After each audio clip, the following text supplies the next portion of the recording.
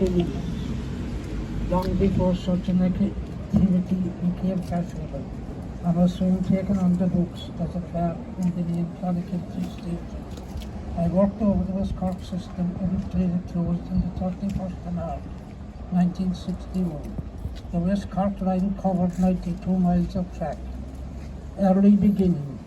The first public meeting to build the railway between Bandon and Cork was held in the Devonshire Arms Hotel in Bandon on the 25th of September 1844.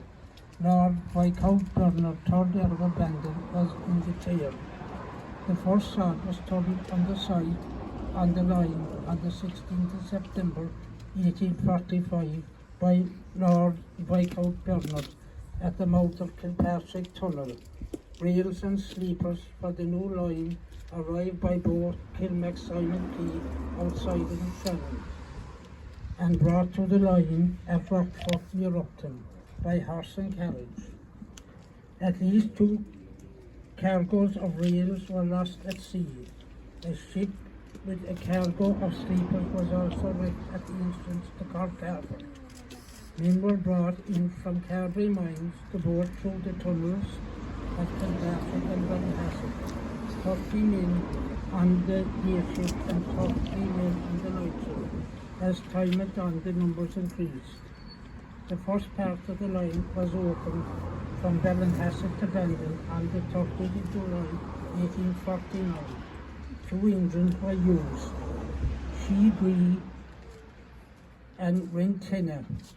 Shee-Gree whirlwind and Rentenna burning fire. Prior to the line from Ballinhassett to Cork, horse-drawn carriages were used to take the passengers from Ballinhassett to the South Melon Cork and return again. Passengers accommodation for 28 passengers on the carriages. The line from Ballinhassett to Cork was opened on the 8th of December 1851. Kinsale Junction, afterwards known as Prosperity to Kinsale, was opened on the 23rd of August 1863 and closed in 1931. The line from Bandon to Dunmanway line was opened on the 12th of July 1866. The line from Drumleague to the top of the hill in Bantry was opened in 1881. The top of the hill now is where the Bantry Hospital is located. The first part of the line to the town was completed in October 1892. There was a spur to the pier in Bantry where boats to Glengarry, Adrigo, Castletown Bay. The boats operated the Princess Bearer and the Lady X horses boats, and they ran between Bantry and Castletown Bay. The rail line to the pier opened in 1909, and this line ceased to operate on the 31st of May 1954. The line from Clonakilty Junction to Clonakilty opened in the 28th of August 1886. On the Clonakilty line there was a siding into Shannon Vale Mills.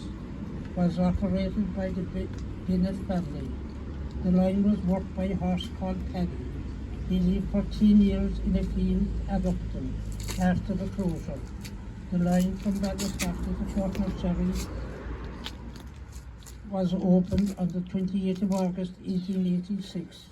The Skibbereen to Baltimore line opened on the 2nd of May 1893, and Skibbereen to Skull opened on the 9th of September 1886. This line ran along the side of the most of the way. The line was a 3-foot gauge and was closed in 1947 due to coal shock.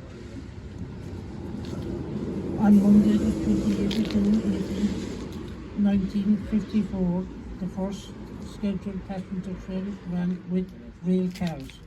It was the first time in a long time with 2 trains a day from Bantry to Cork, 8:55 in the morning and 3 o'clock in the afternoon, with the return at 12:15 and 6 p.m. back to Bantry. On Friday the 12th of April, the new C-Class engine, 550 horsepower, arrived to work the goods trains on the West Cork line. B trains ran from West Cork from the end of September until early January. 3 from Cairn, 1 from Dunmanway, 1 from Bandon, 3 from Port McSorley to Bandon. The first main hurdle of the West Cork line was solved by the Chetwynd Viaduct. The viaduct was 50 foot long and 70 foot high. A part of the viaduct was blown up by the IRA on the 9th of August 1922 and was again opened in February 1923. Special trains ran for GA matches, annual summer shows, Sunday excursions to Baltimore, Port McSorley, Bantry and Clonakilty.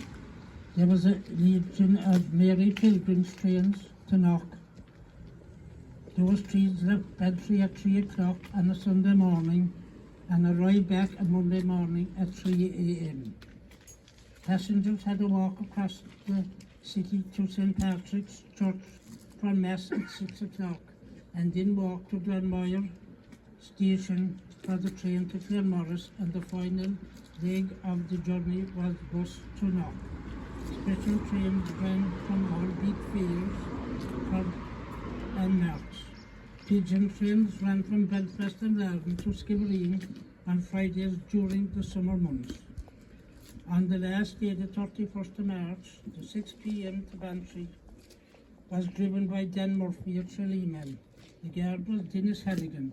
A large presence of Gardaí were along the route on the train. A huge crowd filled Bantry station. We are dearly indebted to Kate Crowley for this timeline. It could not have happened only for Kate's hard work, as she put it in over the last 4 months. I would like to accept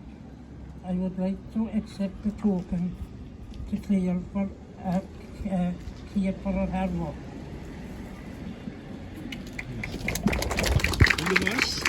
Claire.